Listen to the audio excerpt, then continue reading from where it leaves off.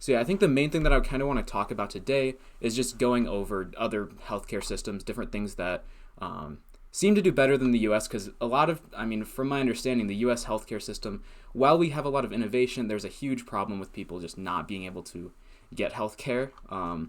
So I think there's other countries that do it a lot better than us, with a free market approach that I am kind of a fan of. So looking into one such example would be Singapore. Has a very efficient healthcare system. This website just gives a general overview of different things. Switzerland is another one that I want to look into. Let's jump into that. I decided that I just want to watch videos on them and just kind of learn a little bit more about what each system is about. On September 6, 2019, the 95-year-old former president of Zimbabwe, Robert Mugabe, died of cancer. He did not, however, die in Zimbabwe. Instead, Mugabe chose to receive his medical care, as he always did, in Singapore, a whole 5,000 miles. Okay, but he fucking died. Shithole system. Why? He died in Singapore. There's nothing good about that. Holy shit. Well, garbage system. Time to be done. Bye. Okay, stream ended. Garbage system. No. We'll keep going. We'll see if we'll try to understand this a little better because, they are. So I guess before we start, I guess I can probably explain a little bit more about why I'm interested in this particular system. We can look at basically their rankings on a lot of these lists. Wikipedia is probably the best place to just see sources all put together. So you can look at Bloomberg ranked them as the most efficient in the world, first out of 166 countries for healthcare outcomes. Singapore is the fourth healthiest country in the world and first in Asia, ranked first on the Global Food Security Index. That doesn't really have to do with healthcare, but so that's why I'm interested in them. They work hard to try to avoid directly regulating costs.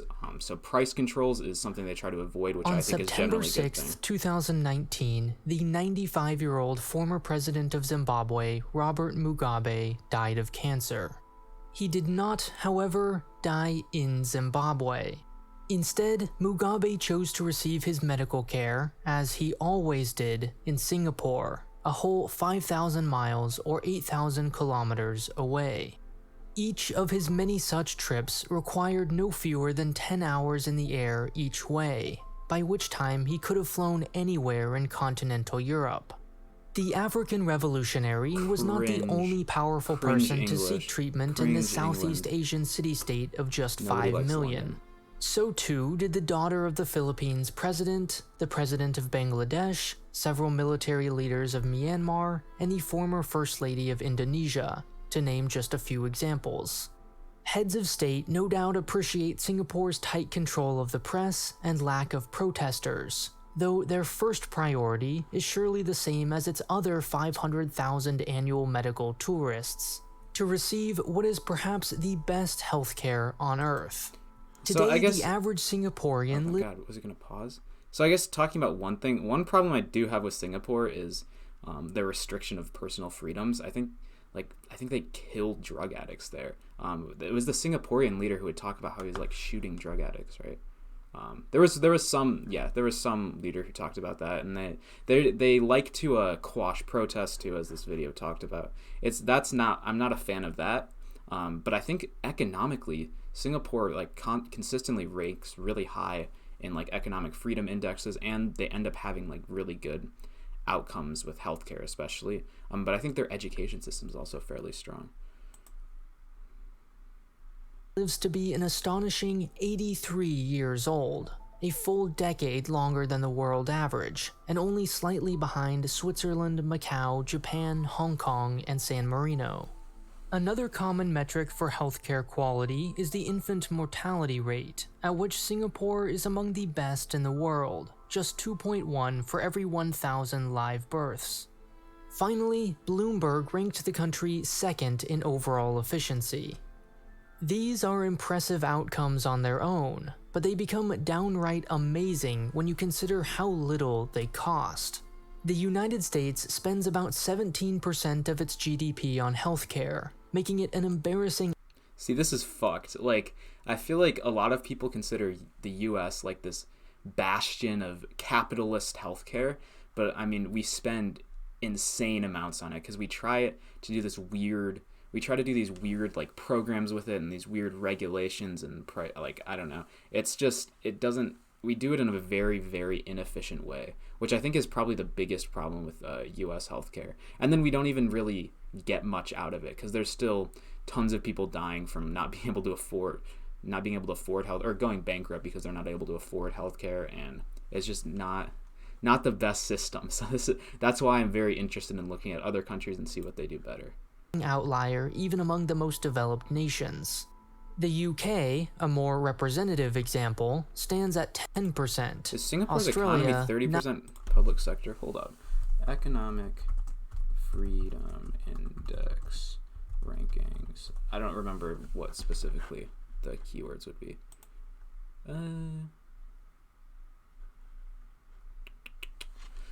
Let me look at this because yeah, they're consistently like very high up on those rankings. But that'd be interesting to me. Are they actually 30% public sector? Because honestly, I don't necessarily have a problem with that if they still have what would be considered a free economy. But let me look at percent of Singapore economy public sector. Oh shit.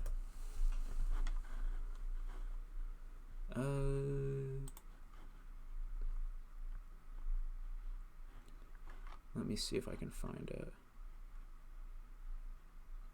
Public sector by nation. It's bad.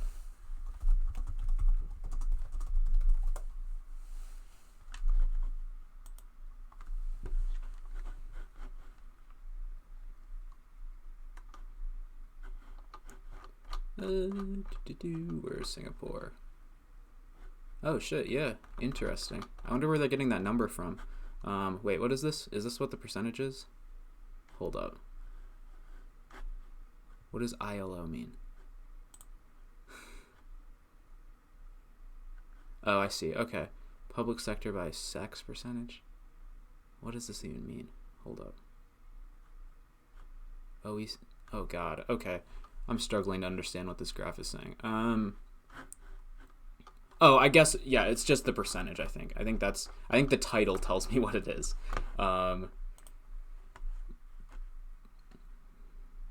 Yeah, okay, I guess that makes sense. But if they have so much economic freedom, it's interesting that the public sector takes up so much of their economy. It makes me kind of, I mean, it's part of the argument that capitalism might not necessarily be correlated perfectly with economic freedom. 9, and Israel just 8. Singapore, on the other hand, spends just 4% of GDP. This is, in fact... this is something that I like, because I don't want the government necessarily spending a ton on our healthcare. They can be involved in it, but I would prefer individuals to keep their own money and be able to make their own healthcare decisions. And then that would allow for a lot more competition with healthcare and different things like that. So, in fact, lower than the minimum recommended by the World Health Organization. On this metric, Singapore is surrounded by poor countries like Sudan, Eritrea, and Madagascar. If you didn't know of its world-class outcomes, you'd assume, based on this number, that it must surely be a struggling backwater, not a thriving global finance hub. If the US spent the same proportion of its GDP on healthcare, it could afford, with those savings, to permanently finance 139 of the world's smallest countries. It could save 3 times the entire cost of the American military. Somehow, Singapore provides the same or even better healthcare than the richest countries in the world, at the cost of the poorest countries in the world. In designing healthcare systems, governments willfully choose at most 2 of the following: price, quality, or equal access. I feel like I hear a lot of conservatives make this point. Like, I feel like I've heard Ben Shapiro say this before. I don't remember. I haven't watched that dude in so long. Trade-offs, believing that you can't have it all. But Singapore, on the other hand, it seems like it does make a lot of sense though. Yeah, because if you want equality of healthcare, but then also like very high quality, you're gonna have to pay a lot of money to get every single person high quality healthcare. But then if you let's think of another combination. Like if you want equal healthcare at a low price, yeah, you're probably not going to have very high quality healthcare because you're sacrificing quality to lower the price, most likely, I would assume. But then price and quality, if you have both of those, it's going to be hard to deliver that to every single person at a low price. Yeah, okay. and seems to have solved this MC Escher level puzzle and delivered all three. Sponsored by CuriosityStream and Nebula, where you can watch the extended... Objectivist Zealot says, the problem with healthcare costs are rooted in overspending and price non-disclosure laws, also known as statism. Competition would ensure price disclosure between competing medical institutions. Yeah, I've heard of that problem before, because I think a lot of times, a lot of healthcare costs are just determined through negotiations between insurance companies and the actual hospitals giving them out. So a lot of times the prices that we actually pay, like if you're going and paying out of pocket, it'll be significantly higher than what an insurance company version of this video. When Singapore gained independence in 1965, healthcare was far from its highest priority. In the words of its health minister at the time, it ranked at most 5th, after national security, jobs, housing, and education. Facing an uncertain future, and with the country's very existence at stake, the government had no choice but to ration its attention and resources. The US performed its first successful kidney transplant in the early 1950s, but Singapore would have to wait 20 years to do the same. With just 50 specialists for a population of 2 million, it chose to focus first on more pressing issues, like the rampant spread. Oh, yeah, one of the most interesting things about Singapore to me is how they were so, from my understanding, they were so poor back very recently, but they were able to develop so quickly and deliver such good outcomes and economically, healthcare wise, and all those sort of things. Of tuberculosis and pneumonia. This slow and methodical approach helped the country develop a set of guiding foundational principles which informed its decision-making. Tremendous pain. I think the concept behind insurance companies regarding healthcare is fairly necessary. Like the idea of risk pooling is incredibly important to basically offset a lot of the risk that each of us individuals hold. There's a decent, not super huge chance, but there's a possible chance that I get a car crash or have a heart attack right now. That could happen. Not a very good chance. I'm young and healthy, but those sort of things can happen. Random chance events can happen. So it's very useful to pool that risk together and make sure that that risk is offset by different people paying for it and all coming together and making sure that there's enough money pooled together to pay off those random chance incidents, because a 1 in a million shot or something that happens 1 in a million times a day happens 7 billion times, or no, happens 7,000 times a day, because there's 7 billion people in the world, right?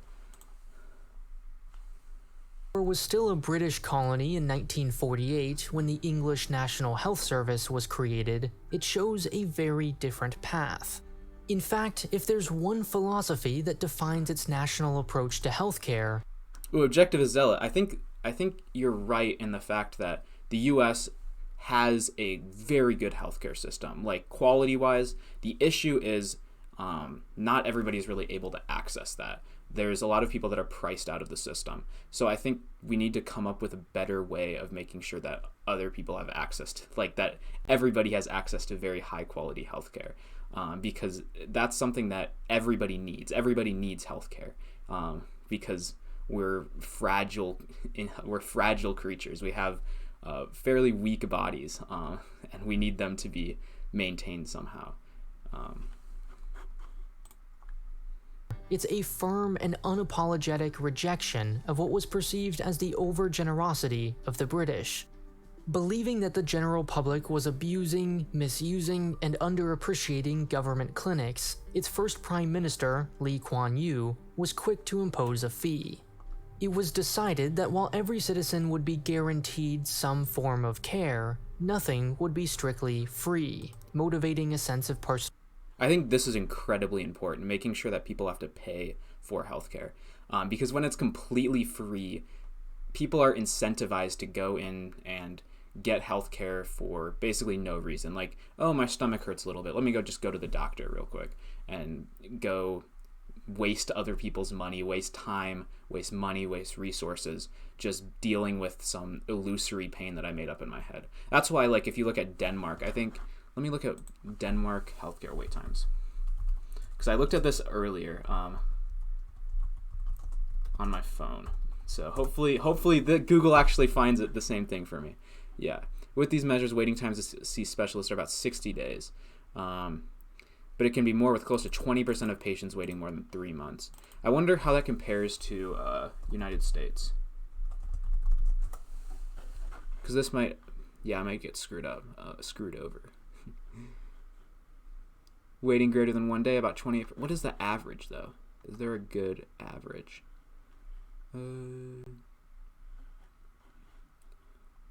A study found that wait times in private sector hospitals range from 16.5 days in New York to 57.33 days in Boston. Oh, Jesus Christ. Some of those are a little bit longer than I thought.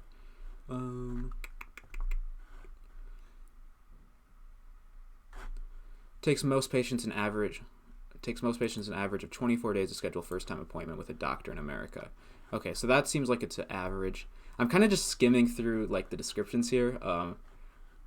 If I was on my own, I'd probably click on each of these and look at them more. But I just want to get a general idea because I'm not trying to waste time.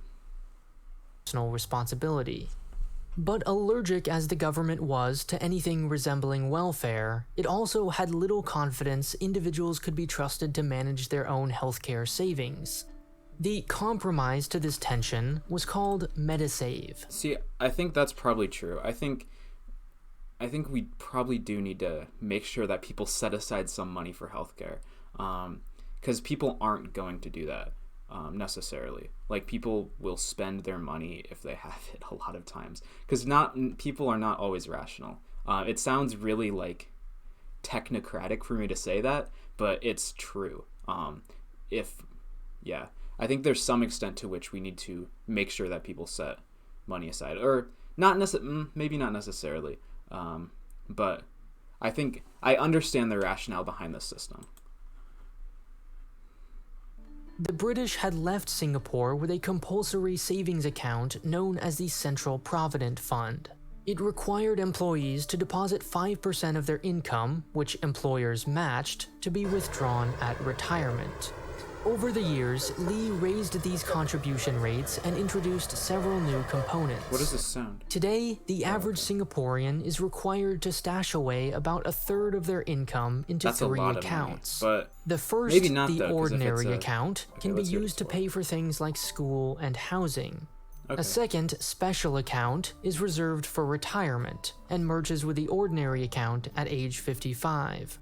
Finally, the Medisave account can be used for medical care and insurance. In essence, every citizen is required to stash away some money for a rainy day. Most income at the beginning of one's career is directed to the ordinary account, which is one of the reasons so many Singaporeans can afford their own home. As you approach retirement, See, that's interesting. I feel like this sort of thing would help with a lot of different things. It feels like Social Security, but also kind of not, because it's not put into like a general fund, from my understanding. It seems like it's very individualized. So like people will accumulate money over time, and it's their own money, but it's just mandated to be spent on one particular thing, which isn't super unreasonable. I think something like this could have helped us avoid the housing crisis in 2008, because like that crisis was caused by a lot of risky loans being given to low-income people. I don't know how much you guys know about the 2008 housing crisis, but so a lot of that was because of basically people using debt to finance homes when they didn't actually have the money to spend on it. But I think this policy could potentially help with that significantly by making sure that people have enough money to be able to buy a home without all these like people, without everyone over incentivizing housing and trying to get these like very risky loans. More of your money is sent to Medisave. But what we're talking about now is this Medisave stuff, which I think is incredibly interesting because people naturally aren't going to want to save their money for healthcare. Like that's not something that's ever really on my mind when I think about like, oh, what do I want to use my money for? Oh yeah, I got to set some aside just in case I get in a car accident or something like that. It's like, maybe that would be a better thing if I just had that money aside, just taken directly out of my paycheck. Yeah. And Chandler does bring up a good point. I have friends in their 30s who are still forced by their parents to save because they won't themselves. Yeah, it's interesting because a lot of times when you're younger, it's your brain's not fully developed yet, and a lot of times it's very easy to just want to spend your money on whatever you see and forget about the long-term consequences. There's different sides to this as well, because sometimes it's like, okay, but maybe people should have the freedom to spend that money how they want, because then they could buy more things that they actually want. But it seems like it'd be useful to set some aside, but I don't know. And when the government runs a budget surplus, it often simply deposits the difference. Because any money that is not being put in these savings accounts, like allowing people to have that money, they can only really do something negative with it, and harm their own freedom essentially, because they can only take away money that should be saved. But I don't know. I feel like I'm kind of making a Social Security argument right now because it's like, should we mandate people to save money when it would be nice for them to be free to just spend it how they like? I don't know. Directly into these accounts, ensuring it's put to good use. In practice, the system functions neither like American Social Security nor a fully self-owned bank account. It's somewhere in between, which makes it somewhat controversial. On one hand, I think that's kind of okay though, because Social Security, it feels like this distribution mechanism from young people to old people, and it's not self-sustaining really either. Like they have to take out a lot of debt to continue paying it out. But on one hand, the government likes to boast that citizens own their own funds. In some sense, this is true. It's not attached to your employer, and thus doesn't end if you're fired or laid off. The money it contains is completely tax-free and can be willed away like any property at death. It's also guaranteed a minimum competitive interest rate between 2.5 and 5%. On the other hand, critics highlight how restrictive it is. Funds are subject to both a minimum and maximum balance, periodic limits, and deliberately designed not to fully cover any single medical expense, which the government... See, I wonder how that maximum limit stuff works, because that could be interesting. That could either be a really good thing or a really bad thing, because if there's a maximum limit on that, then you don't have enough money to like pay for like really expensive treatments if those ever come across. But also, if there's a maximum limit, then you don't have to keep putting money in once it reaches that limit. So you can have that amount set aside that is what you need, and then after that, like the rest of the money is just yours to keep. I guess also there's another question that I would have is like, how do they determine what that limit is, how much money you need to set aside? I wonder if it could be better for individuals to make those own decisions for themselves, which is, I think that would be a more like libertarian free market sort of approach, more individualistic approach, definitely. But still, I feel like there should be some default amount of money. Like maybe set that a little bit lower or significantly lower than what is actually necessary for a person to set aside. But yeah. Argues would eliminate personal responsibility. In other words, it's entirely possible someone could go broke from exorbitant medical bills despite having plenty in their Medisave account, for no other reason than the government prohibits them from using it all. Every day of hospitalization, procedure, and treatment has a maximum proportion that can be paid for by Medisave. The rest is simply out of pocket. That seems kind of dumb. Like the idea that there's this maximum proportion, anything over that you have to pay out of pocket. That seems kind of dumb. I feel like if you set that money aside, that should be yours to spend on healthcare, regardless of what happens. Like regardless of how expensive the healthcare is. In 1990, the Singapore government addressed this inadequacy and introduced what they had been trying to avoid: insurance. MediShield Life, as it's now known, is intended as a defense against only the most catastrophic of conditions involving long-term treatment, like dialysis. See, I feel like this is very necessary. I think you can't avoid insurance because there's always the risk of something extreme happening, and you need to pool that risk somehow. Everyone can't just pay off their own risks because then individual risk for each person increases. It's the basic idea of, oh God, what is it called? Fuck. Well, it's the principle of risk pooling. So like when you sum up, like the sum of variances, the sum of each individual variance for like loss is always going to be greater than if you pool those losses and then take the variance for each person. Or cancer therapy. Even then, it activates only after patients have contributed a significant portion either out of pocket or via their Medisave account. But it's very affordable.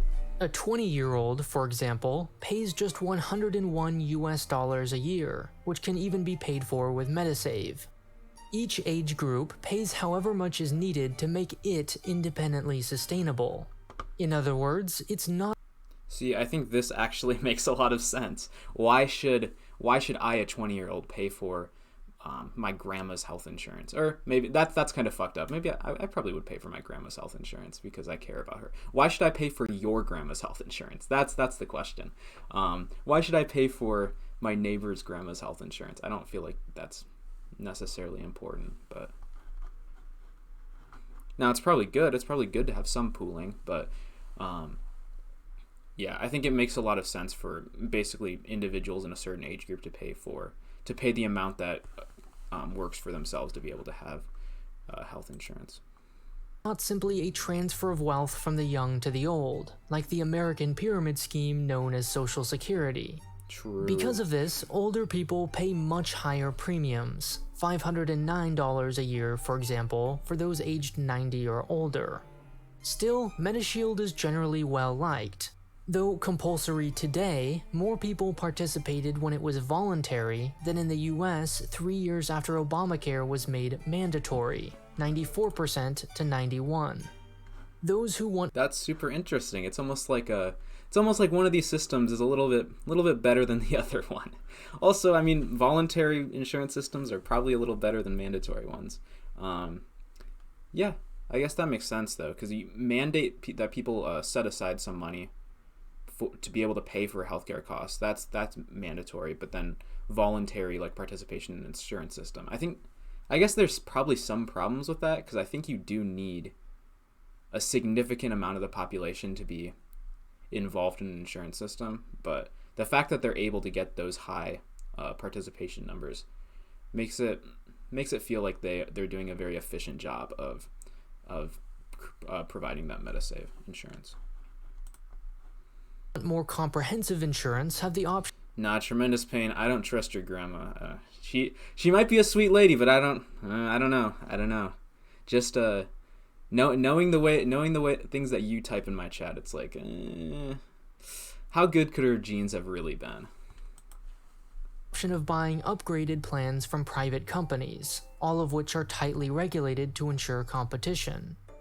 Finally, in 1993, Singapore stepped in with a safety net of last resort for the lowest income households. MediFund is a principal-protected, and thus indefinitely sustainable, endowment which pays for the medical care of those who can't.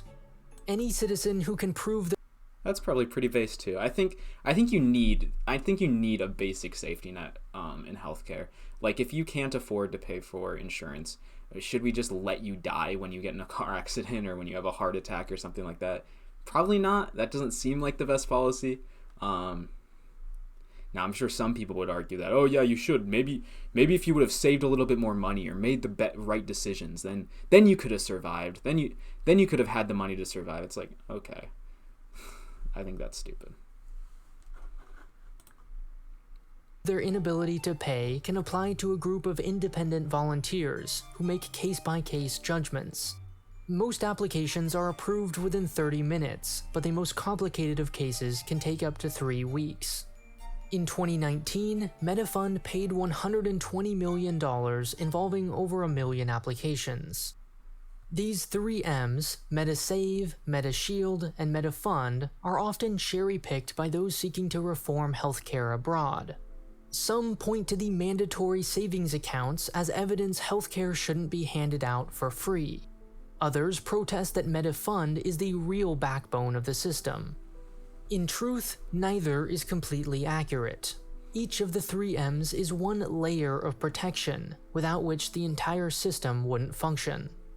But don't get the wrong impression, the bulk of healthcare spending still takes the form of subsidies.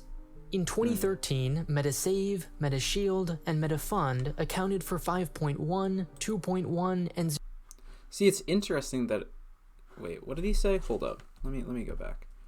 Spending still takes the form of subsidies. Yeah, a lot of the spending still takes the form of subsidies. Interesting how they pay such a low percentage. Well, it's interesting how they pay such a low percentage MediSave, GDP. MediShield, and MediFund accounted for 5.1, 2.1, and 0.8% of all healthcare expenditures, respectively. What's revolutionary about the 3 M's, however, is tremendous pain. I do appreciate the takes, man. They're not always good, but you do keep them coming steadily. I love it. You're one of the few chatters who consistently says something, which is kind of based. I like it. Not how large they are, but how they control costs for everyone, including taxpayers. Singapore solves the American problem in which hospitals are incentivized to charge exorbitant prices which are merely passed on to insurance companies. Because patients pay more out of pocket, hospitals are forced to control costs. These lower costs are passed on to the government, too, when it distributes subsidies. Sorry, I'm kind of missing this. Hold up. I feel like this is important. I was talking about... What's revolutionary about the 3 M's, however, is not how large they are, but how they control costs for everyone, including taxpayers. Singapore solves the American problem in which hospitals are incentivized to charge exorbitant prices which are merely passed on to insurance companies. Because patients pay more out of pocket, hospitals are forced to control costs. These lower costs are passed on to the government, too, when it distributes subsidies. In other words, while the sticker price may... Yeah, that makes sense. I think, because if you just give a blank check to these hospitals every year, maybe not a blank check, but just guarantee that people will get free insurance by paying some check at the beginning of the year every year, which I assume is kind of how how healthcare in other countries works. You budget, I'm going to spend this much. We're going to spend this much on the NHS this year. And then after that, everyone will just get in for free. I feel like that is going to cost significantly more money than just letting people buy it when they need it and then having people set some money aside so that they're able to purchase it when they need it. Feel higher for Singaporeans, the total amount they pay, both out of pocket and in taxes, is far, far lower. All of this is enabled by transparency. The government makes all costs public and easily accessible online. Hospitals are required to provide patients with an estimate of their bill, as well as the... That's incredibly important. America has a huge transparency problem when it comes to healthcare. We kind of touched on it earlier, just because, a lot of the way that hospitals and insurance companies interact incentivizes significantly higher prices, basically. Significantly higher sticker prices. The average cost at competing hospitals. But how, you may ask, are Oh. Ads. Oh god.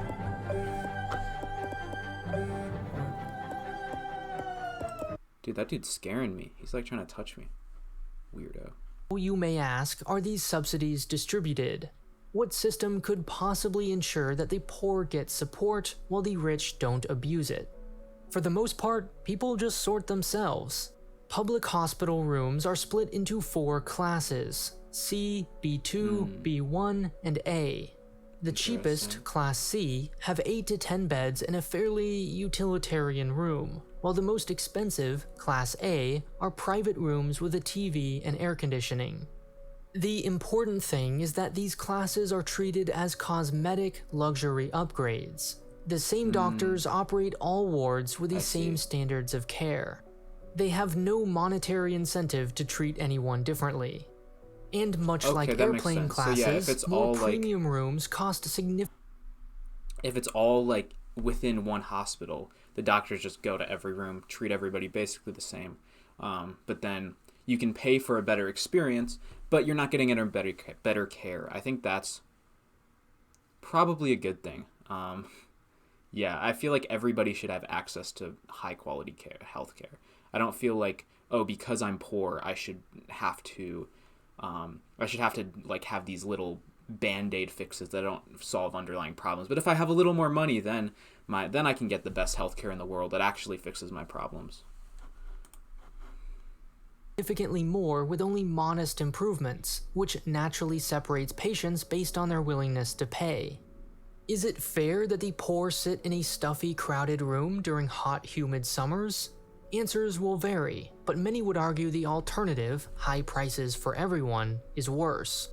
In fact, so many patients were content choosing lower classes than they could afford that hospitals eventually introduced means testing. Anyone with any income can choose whatever room they prefer, but subsidies vary both based on ward class and income. Class A rooms, for example, offer no subsidy, while Class C are subsidized up to 80%. For all these reasons, Singapore defies categorization. Is it a free market, or is it centrally planned? Yes. In theory, hospitals are welcome to charge whatever, and yet the entire market is tightly controlled by the government, who, in regulating everything from MediSave minimum contributions to what qualifies for MediShield, can influence whatever outcome it wishes. Is it public or private? Yes. 20% of primary care and 80% of secondary is public, but the two are expressly designed to work in concert. The system is not perfect. One challenge is that MediSave heavily relies on families who pool together costs for major operations. In 2010, for example, 44% of withdrawals were made for a family member, for example, someone's child, spouse, or parent. Today, however, the average Singaporean woman has just 1.15 children in her lifetime, the third lowest fertility rate in the world, meaning the population is rapidly shrinking. As the country gets older, it will experience significantly more chronic and complex illnesses, yet smaller families will mean fewer people can pool savings. Solving healthcare is an ongoing process. Damn, how do I sound like Michael Moore just because I don't want poor people to die from no healthcare? But Singapore can credibly say that. See, I want to have a capitalist, like a very strong capitalist system, but I also don't want people at the bottom not being able to access healthcare. I think that's a problem. I think every single human being needs to be able to access healthcare if they want to live a free life, essentially, free from, if they want to be able to actually actualize their potentials without this constant risk of a massive healthcare bill coming over their head. But has paved a new third path. Some countries offer medicine free at the point of care, which results in long queues. Others simply don't guarantee healthcare at all, and therefore have to leave behind the most vulnerable. Singapore, on the other hand, does neither. The million-dollar question is whether Singapore is a strange anomaly or a viable model for the rest of the world. Could this system work in the United States, for example? That's the question we explore in the extended version of this video on Nebula, geez. which replaces I'm what not you're paying for hearing that. right now with more of this video. Just about every other video, in fact, has bonus or extended content Okay, available is on this the end? Nebula, which is the streaming site I and other educational YouTubers created to host new and Yeah, experimental looks like the end. content. Yeah, I don't know. I think it's an interesting healthcare system. I'm not sure. I'm sure there's certain problems with it. I don't know necessarily how I feel 100% about government-run healthcare, where all of this is sort of like tightly controlled by the government, because then there's the question of how innovation will work and how competition will set in. But it seems like they do it in such a way where there's like competing hospitals, competing, yeah. So then isn't the solution to have a completely free market so that prices will drop? I don't think that's necessarily the best solution, because if you have a completely free market, let me think about this for a few seconds.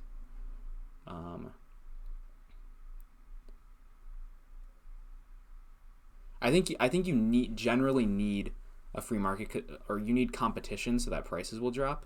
But I also don't think that you should. Or let me think. Okay, because I think a free market and competition, where you have. Okay, I think a free market where you have competition will cause prices to drop only if people have the option to say no, to not receive it, to be able to opt out of healthcare, to be able to opt out of, like, if I go to the store and see that eggs are $20, I'm not gonna buy eggs. So then that will naturally lower the cost for almost all the companies. But if you have a system where you aren't necessarily able to opt out, even if there is competition, all the competitors will be able to charge very high prices, and nobody will be able to opt out and say, no, I just don't want this thing. But used to find this stuff interesting, now I find it to be incredibly tedious. Yeah, a lot of politics is like that, but I don't know. That's the way it goes. Yeah.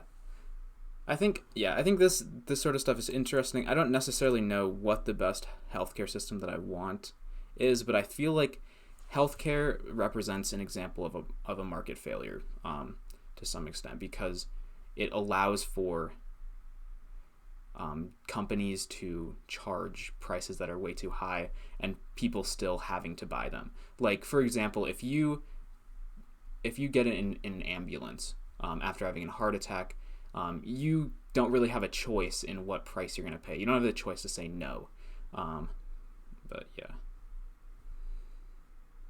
But don't we need food? But like, you don't need a specific kind of food. You can choose between all these different types of food. There's a ton of different competitive food sources. So I don't think that is directly analogous. Like, when you need healthcare, you need a specific kind of healthcare. And you don't have the ability to say no to that. And when you need healthcare, you need a very specific, like, set of things to be covered under that health insurance policy. Because there's a risk, basically, of almost anything happening to you. Almost anything that's covered happening to you. So you don't really have the ability to say no to healthcare. But I do think in general a market system would be most effective, because I think that can lower prices. But then the other issue it comes down to is everybody needs to have access to healthcare to some extent.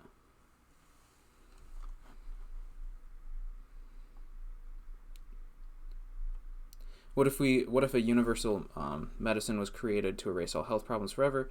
Would it be fair to allow it even if it caused all doctors to be unemployed? Oh, I would say it definitely would be fair to allow it. I think ultimately everyone will be better off, even if those doctors will be unemployed and will suck for them. So I think we might need to, like, do something to make sure that they can get another job, maybe make sure that they can survive. But that would have to be a very short-term policy. But yeah, let's be done with the Singapore discussion.